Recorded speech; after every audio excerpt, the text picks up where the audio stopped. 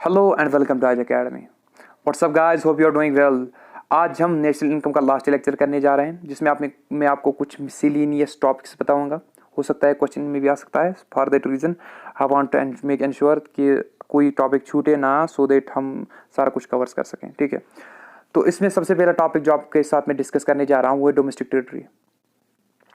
आपको अगर याद हो, हमने जीडीपी डिस्कस किया था। वहां मैंने बोला था GDP is total is equal to total monetary value of all goods and services produced within the domestic territory of a country। वहां पे वर्ड आया था डोमेस्टिक टेरिटरी। इधर हमें देखना है कि डोमेस्टिक टेरिटरी में कौन सी चीज इंक्लूड होती है, कौन नहीं होती है। देखो, सबसे पहली चीज, जो भी जियोग्राफिकल एक्सटेंट होगा एक कंट्री का, जियोग्राफिकल टेरिटरी होगी कंट्री की, ये जिधर तक कंट्री की एडमिनिस्ट्रेशन चलती है वो डोमेस्टिक टेरिटरी कहलाती है। हजार बार बोल चुका हूं जीडीपी में कि पॉलिटिकल फ्रंटियर्स जहां तक इंडिया के जाएंगे, पॉलिटिकल बाउंड्री, जियोग्राफिकल बाउंड्री, वो होती है डोमेस्टिक टेरिटरी। ठीक है, तो इसको 1001 बार मैं फिर से रिपीट कर रहा हूं कि जियोग्राफिकल टेरिटरी इंडिया की आती है डोमेस्टिक टेरिटरी में। सेकंड, ये तो आपको पता ही है। सेकंड जो चीज है वो, अगर इंडिया की कोई एम्बेसी है फॉरेन में, तो that is included in domestic territory. हमारी एम्बेसी यूएसए में, चाइना में है, रशिया में है, स्पेन में है, जहां पे भी है, तो वहां पे इंडियन जो एम्बेसी है वो हमारी डोमेस्टिक टेरिटरी कहलाती है। लेकिन इसके अपोजिट में, अगर फॉरेन की कोई एम्बेसी है इंडिया में, उसको हम नहीं मानते हैं डोमेस्टिक टेरिटरी। अगर फॉरेन की कोई एम्बेसी है इंडिया में, उसको डोमेस्टिक टेरिटरी नहीं मानते, लेकिन अगर हमारी एम्बेसी है फॉरेन में, उसको डोमेस्टिक टेरिटरी मानते हैं। ये हो गई, ये तीन चीजें आपको देखनी है डोमेस्टिक टेरिटरी में। जियोग्राफिकल टेरिटरी, ठीक है, उसके साथ साथ इंडियन एम्बेसी अगर फॉरेन में है वो हमारी टेरिटरी है, ठीक है, डोमेस्टिक टेरिटरी है। लेकिन अगर फॉरेन की एम्बेसी इंडिया में है वो हमारी डोमेस्टिक टेरिटरी नहीं है। ठीक है, इसके साथ साथ दूसरा एक कंसेप्ट आता है नॉर्मल रेजिडेंट्स। ठीक है, ये हमने किधर पढ़ा था? अगर हमने डोमेस्टिक टेरिटरी जीडीपी में डिस्कस किया था, तो नॉर्मल रेजिडेंट्स हमने जीएनपी, ग्रॉस नेशनल प्रोडक्ट में डिस्कस किया था। वहां मैंने क्या बोला था आपको? वहां मैंने बोला था कि GNP, gross national product, is defined as total value of all goods and services produced by the normal residents of a country. वहां पर वर्ड आया था नॉर्मल रेजिडेंट। ठीक है, नॉर्मल रेजिडेंट कौन से होते हैं? वो लोग जो इंडिया में रह रहे हैं, the people who reside in India. It is not necessary they should be the citizens of India, no, they can't be the citizens of India, but still वो हो सकते हैं रेजिडेंट्स ऑफ इंडिया। ठीक है, वो पर्सन जो resided कर रहे हैं इंडिया में, वो होते हैं नॉर्मल रेजिडेंट्स। ठीक है, कोई भी इंसान जिसके इकोनॉमिक इंटरेस्ट इंडिया में हो, यानी जो इकोनॉमिक एक्टिविटी इंडिया में कर रहा हो, जैसे ट्रेड कर रहा हो, गुड्स बना रहा हो, सर्विसेज दे रहा हो, या यहाँ पर ट्रांजैक्शन कर रहा हो, यहाँ पे स्पेंडिंग कर रहा हो, अर्निंग कर रहा हो, तो वो होती है इकोनॉमिक एक्टिविटी। अगर उसकी इकोनॉमिक एक्टिविटी इंडिया में हो रही है, वो भी नॉर्मल रेजिडेंट है। तीसरा, अगर इंडियन एम्बेसी है फॉरेन, जो मैं यहाँ पे बोला था, अगर इंडियन एम्बेसी है फॉरेन में, लेकिन वहां पे इंडियंस काम कर रहे हैं, हमारी एम्बेसी है फॉरेन में, वहां पर हमारे लोग इंडियंस काम कर रहे हैं, तो वो नॉर्मल रेजिडेंट हमारे लोग हैं। ठीक है, लेकिन अगर हमारी एम्बेसी है लेकिन वहां पे फॉरेनर्स काम कर रहे हैं, इंडियंस नहीं, फॉरेनर्स काम कर रहे हैं, ठीक है, तो वो इंक्लूड नहीं होते हैं हमारे नॉर्मल रेजिडेंट्स में। फॉरेनर्स नॉर्मल रेजिडेंट्स में नहीं आते हैं अगर हमारी एम्बेसी में काम कर रहे हैं। इस तरीके से अगर फॉरेनर से WHO में ऑफिस है हमारा, WHO का, IMF का ऑफिस है इंडिया में, IMF ने या WHO ने कोई ऑफिस लगाया इंडिया में, ठीक है, वहां पर फॉरेनर्स काम कर रहे हैं, ठीक है, तो वो हमारी जियोग्राफिकल टेरिटरी में आता है, लेकिन रेजिडेंट्स नहीं है वो हमारे। क्यों नहीं है रेजिडेंट्स? क्योंकि वो फॉरेनर्स हैं। ठीक है, तो उनको इंक्लूड नहीं किया जाता। नक्सल में आप देखो, जो भी फॉरेनर्स हैं ना, तो उनको इंक्लूड नहीं किया जाता है डोमेस्टिक टेरिटरी में, या उनको नहीं इंक्लूड किया जाता है नॉर्मल रेजिडेंट्स में। वाइलेज अगर हमारे लोग फॉरेन में हैं, तो उनको इंक्लूड किया जाता है नॉर्मल रेजिडेंट्स में। सो नॉर्मल रेजिडेंट में कौन आता है? वो इंसान जो इंडिया में रह रहे हो, वो इंसान जिनके इकोनॉमिक इंटरेस्ट इंडिया में हो, वो इंसान जो फॉरेन एम्बेसी इंडिया की अगर है, वहां पर इंडियन एम्बेसी में काम कर रहे हो। लेकिन कौन नहीं आते हैं लोग? जो फॉरेनर्स हैं, इंडियन एम्बेसी में काम कर रहे हैं, ठीक है, लेकिन फॉरेनर्स है, उनको इंक्लूड नहीं किया जाता। इस तरीके से अगर WHO, IMF का ऑफिस है इंडिया में, वहां पर फॉरेनर्स काम कर रहे हैं, वो भी नहीं आता है। ठीक है, ये चीजें आपको याद रखनी कि डोमेस्टिक टेरिटरी कौन सी होती है, नॉर्मल रेजिडेंट्स कौन से होते हैं। जब ऑब्जेक्टिव हम करेंगे तो वहां पर ये भी आएगा, सो इसलिए इसको पेन डाउन करो, उसको नोट करो। जब हमने डिस्कस किया था नेशनल इनकम, ठीक है, तो उसके साथ साथ उसमें आई थी कुछ लिमिटेशंस जो मैं आपको बता रहा था कि हम लास्ट में डिस्कस करेंगे इसके लिमिटेशंस। नेशनल इनकम के कुछ लिमिटेशंस है जो हमें डिस्कस करने हैं यहाँ पे, ठीक है। देखो कौन सी लिमिटेशंस है। पहली, नेशनल इनकम से हमें सोशल वेलफेयर का पता नहीं चलता, ठीक है। फॉर एग्जांपल हमें अनएम्प्लॉयमेंट का पता नहीं चलता, हमें पॉवर्टी की पता नहीं चलती, हमें हेल्थ सेक्टर का पता नहीं चलता, हमें ये नहीं पता चलता कि एजुकेशन सिस्टम कैसा है, ठीक है। ये सारी चीज़ें जो असल ह्यूमन वेलफेयर के लिए हैं, हंगर पॉवर्टी, ये हमें पता नहीं चलता। सो सोशल वेलफेयर का हमें पता नहीं चलता है किधर, नेशनल इनकम में। लेकिन हमें क्या पता चलता है, खाली हमें पता चलता है हमें क्या, इकोनॉमिक परफॉर्मेंस, ठीक है, कि जीडीपी कितना बढ़ गया, गुड्स एंड सर्विसेज की मनी वैल्यू कितनी बढ़ गई, ठीक है, कितनी इनकम आ गई कंट्री में, ठीक है। सो हमें खाली उसकी इकोनॉमिक ग्रोथ नज़र आती है, ना कि उसकी जो डेवलपमेंट होती है, सोशल वेलफेयर होता है, वो नज़र नहीं आता। इसके साथ साथ इसमें नॉन मार्केट ट्रांजेक्शन्स नहीं आती है, हम कंप्यूट नहीं कर पाते हैं। आपके घर में आपकी माँ होते हैं, कोई होता है जो घर का काम कर रहा है, वो भी तो कुछ कर रहा है ना। फॉर एग्जाम्पल वो घर में कोई प्रोडक्ट बना रहा है, ठीक है, तो वो घर वालों ने ही खाया, ठीक है, उसने भी जीडीपी में हिस्सा लिया, उसने भी कुछ बनाया, लेकिन वो उसकी सर्विस हम वहाँ पर नहीं देते, ठीक है, उसको हम मॉनेटरी वैल्यू में कन्वर्ट नहीं करते हैं। जो हमारी घर की जो मदर्स होती हैं, जो कुछ बना रही हैं, तो होम मेकर्स होते हैं, तो उनकी सर्विस को आपने कभी पे किया है? नहीं किया है ना, लेकिन वो भी काम करते हैं। इसलिए ये जीडीपी की एक लिमिटेशन है, नेशनल इनकम की एक लिमिटेशन है कि उसमें नेशनल इनकम में हम क्या करते हैं, हम खाली मॉनेटरी ट्रांजेक्शन देखते हैं, ठीक है, कि जहाँ पर गुड्स एंड सर्विसेज बनी है, वो सर्विसेज जिनको हम वैल्यू कर सकें। लेकिन हमारे घर में हमारे लोगों ने काम किया है, उनको हम वैल्यू नहीं करते हैं, उनको मनी नहीं लेते, लेकिन काम करते हैं, इसलिए वो जीडीपी में इंक्लूड नहीं होता, नेशनल को इंक्लूड नहीं होता। मतलब वो हमने स्किप किया है, वहाँ पर वो करना था लेकिन नहीं किया है। ये एक लिमिटेशन है नेशनल इनकम की। इसके साथ साथ बार्टर सिस्टम, जो प्रीवियस एरा था उसमें क्या कर रहे थे लोग, वो गुड्स के बदले गुड्स लेते थे। हम आज क्या ले रहे हैं, गुड्स के बदले पेमेंट देते हैं, मतलब उस गुड की वैल्यू देते हैं। वहाँ पर गुड्स की वैल्यू नहीं होती थी, पता नहीं होता था कितने का गुड़ है, ठीक है, क्योंकि चीज़ के बदले चीज़ देते थे। तो इसका मतलब यही है कि गुड्स के बदले अगर आप गुड़ दोगे तो आप उसको वैल्यू नहीं देते हो फिर, ठीक है। तो जब वैल्यू नहीं होगा किसी चीज़ का, मॉनेटरी वैल्यू नहीं आएगा, तो आप नेशनल इनकम में कैसे कंप्यूट करोगे उसको। सो बार्टर सिस्टम में जो भी गुड्स बनती हैं, एक्सचेंज होती है, वो इंक्लूड ही नहीं होती है नेशनल इनकम में, हम उसको नज़रअंदाज करते हैं, ठीक है। कितनी चीज़ें बनती हैं जिनको हम क्या करते हैं, बार्टर सिस्टम में ट्रेड करते हैं। एक को गुड़ बनाया तो वो दूसरे इंसान को दिया, उसने भी गुड़ बनाया, वो किसी और इंसान को दे दिया गुड़ के बदले, लेकिन उसमें मनी वैल्यू हम कन्वर्ट नहीं कर पाते हैं, इसलिए वो बार्टर सिस्टम नेशनल इनकम में हम कंप्यूट नहीं कर पाते हैं। लेकिन वो ट्रांजैक्शन होती है, गुड्स बनते हैं, लेकिन मनी ट्रांजैक्शन में नहीं आते हैं वो, इसलिए बार्टर सिस्टम वहाँ पे इंक्लूड नहीं होता है नेशनल इनकम में। ये एक ड्रॉबैक है। इसके साथ साथ कुछ नेगेटिव इम्पैक्ट्स पड़ते हैं एनवायरनमेंट पे। फॉर एग्जांपल मैं समझाऊंगा आपको, हमारी फॉर एग्जांपल फर्टिलाइजर की फैक्ट्री है, वहां पर फर्टिलाइजर बनता है, एक गुड बना, प्रोडक्ट बना, ठीक है, जीडीपी बढ़ गया। लेकिन इस फर्टिलाइजर के केमिकल फैक्ट्री से बहुत सारे वेस्ट प्रोडक्ट जाते हैं, फिर वो वाटर बॉडीज में जाते हैं, समंदर में जाते हैं, या कहीं और पे जाते हैं, ठीक है। तो वहाँ पे पोल्यूशन करता है। वहाँ पर पोल्यूशन जब होता है तो वहाँ पे जो एक्वेटिक लाइफ होती है, फिश, ठीक है, या और कोई जो प्रोडक्शन होती है, तो वहाँ उनकी डेथ हो जाती है, ठीक है। तो जो हमारे फिशरमैन होते थे, ठीक है, उनके लाइवलीहुड पे असर पड़ता है। वो पकड़ेंगे किसको, जब वहाँ पे एक्वेटिक एनिमल्स ही नहीं रहे, जब फिशेस ही नहीं रहे, तो वो किसको पकड़ेंगे। मतलब उनकी इकोनॉमिक एक्टिविटी खत्म हो गई वहाँ पे। यहाँ से हमने फर्टिलाइजर भले ही बनाए, लेकिन उसका असर किसी और पे पड़ा, ठीक है, उसकी इकोनॉमिक एक्टिविटी खत्म हो गई, ठीक है, उसकी जो इनकम थी वो खत्म हो गई। तो वो हम नेशनल इनकम में कंप्यूट नहीं कर रहे। हमें क्या करना था, अगर हम कोई गुड़ बना रहे तो इसके साथ साथ जो एनवायरनमेंट में इम्पैक्ट पड़ता था उसका हमें सब्ट्रैक्ट करना था, जो हम ग्रीन जीडीपी में करते, लेकिन यहाँ पे वो नहीं करते हम, ठीक है।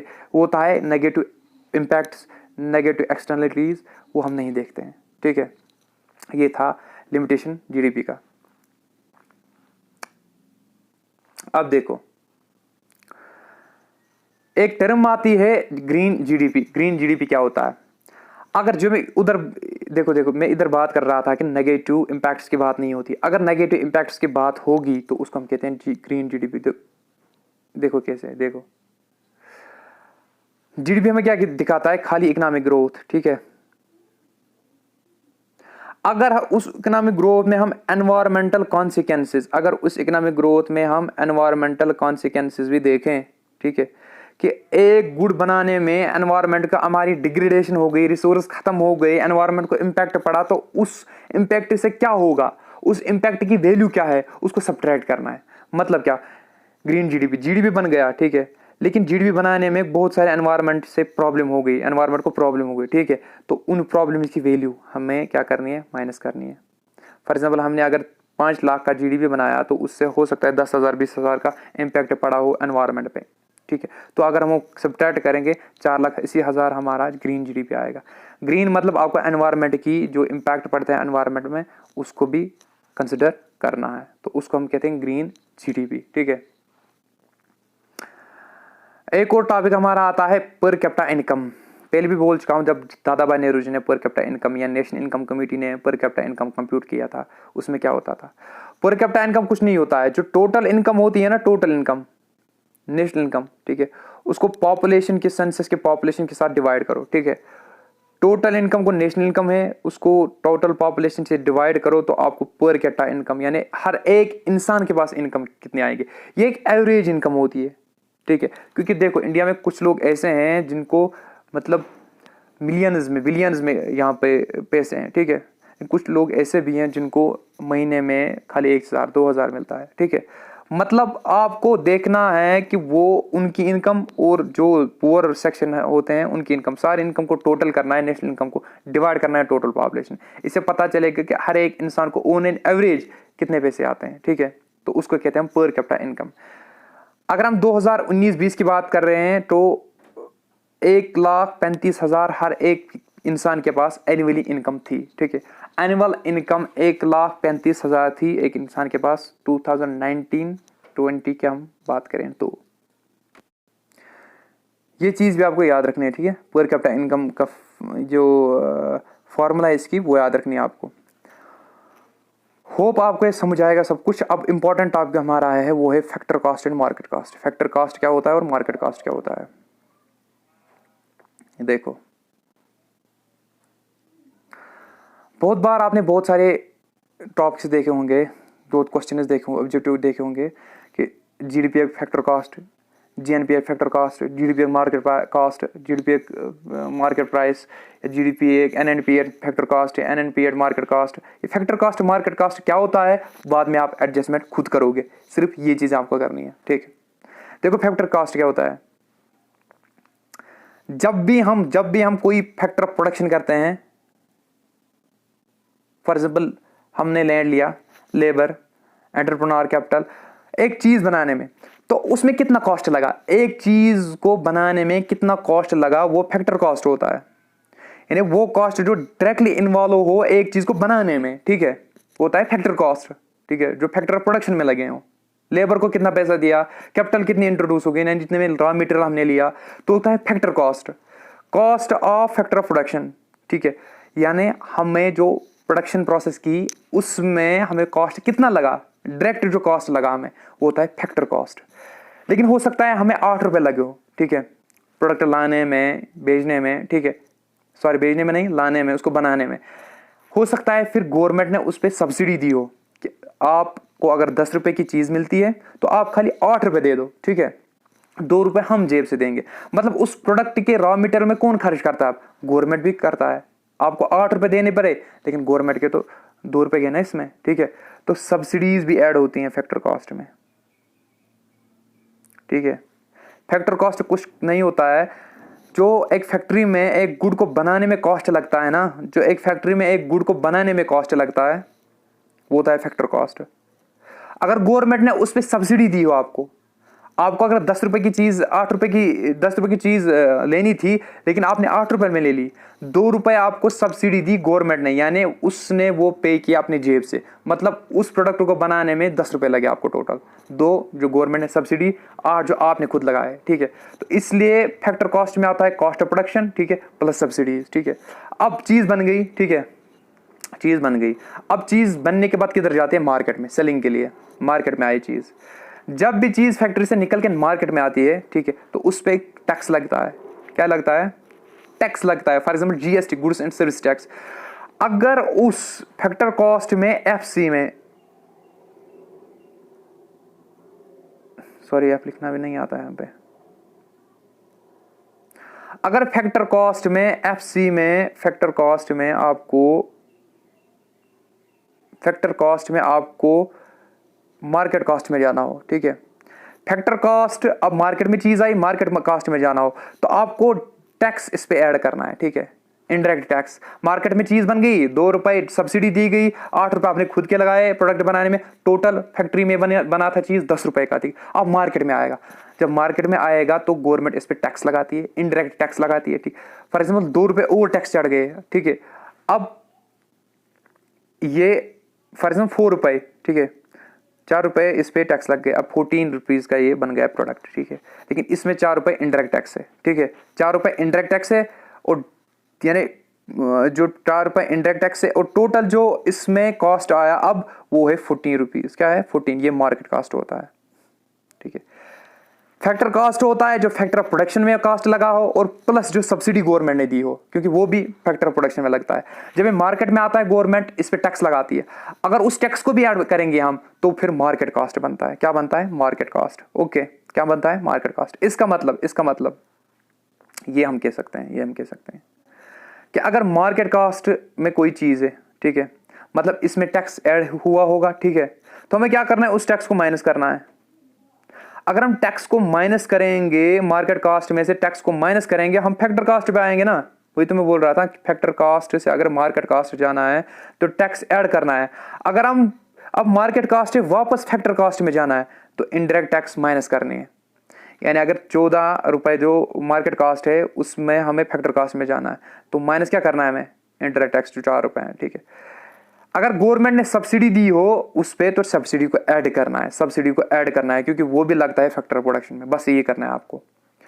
अगर कभी भी आपको आ सकता है क्वेश्चन कि GDP at market price is equal to, आपको लिखना है GDP at market price is equal to GDP at factor cost plus indirect taxes plus indirect tax, क्योंकि मार्केट कॉस्ट में इनडायरेक्ट टैक्स ऐड होता है, ठीक है। अगर सब्सिडीज दी होंगी तो सब्सिडीज को क्या करना है, उनको भी ऐड करना है, ठीक है। अब अगर कोई चीज आपको मार्केट कॉस्ट भी दी हुई, फॉर एग्जांपल आपको जीडीपी एट मार्केट कॉस्ट दिया है, मतलब इसमें इनडायरेक्ट टैक्स इंक्लूड है, आपको क्या करना है, इनडायरेक्ट टैक्स माइनस करना है, उस सब्सिडीज ऐड करनी है, ठीक है। बस GDP at market cost is equal to GDP at factor cost, ठीक है, माइनस इनडायरेक्ट टैक्सेस, ठीक है, प्लस सब्सिडीज ऐड करने, टैक्स माइनस करने, आप फैक्टर कॉस्ट पे आ जाओगे, ठीक है, ठीक है। किसी चीज की फैक्टर कॉस्ट पे हम कब आएंगे, जब उस पे जो टैक्स लगाया था गवर्नमेंट ने उसको माइनस करना है, हम वापस किस पे आएंगे, फैक्टर कॉस्ट पे, ठीक है। तो आप खुद ही आप इसको अरेंज करेंगे, जब भी आपको कोई भी चीज मार्केट कॉस्ट या फैक्टर कॉस्ट पे दी गई हो, आपको क्या करना है, आपको उसको अगर फॉर एग्जांपल फैक्टर कॉस्ट पे दी गई हो, आपको मार्केट कॉस्ट बनाना है तो आपको खाली उसको इनडायरेक्ट टैक्स ऐड करना है। इस तरीके से अगर आपको मार्केट कॉस्ट दिया गया हो उसको फैक्टर कॉस्ट बनाना है, ठीक है, मार्केट को फैक्टर कॉस्ट बनाना है या मार्केट प्राइस को फैक्टर प्राइस बनाना है, तो आपको क्या करना है, मार्केट प्राइस मतलब उसमें डायरेक्ट टैक्स ऐड हुए होंगे, आपको उसको माइनस करना है इनडायरेक्ट टैक्स, ठीक है, और प्लस करनी है सब्सिडीज, बस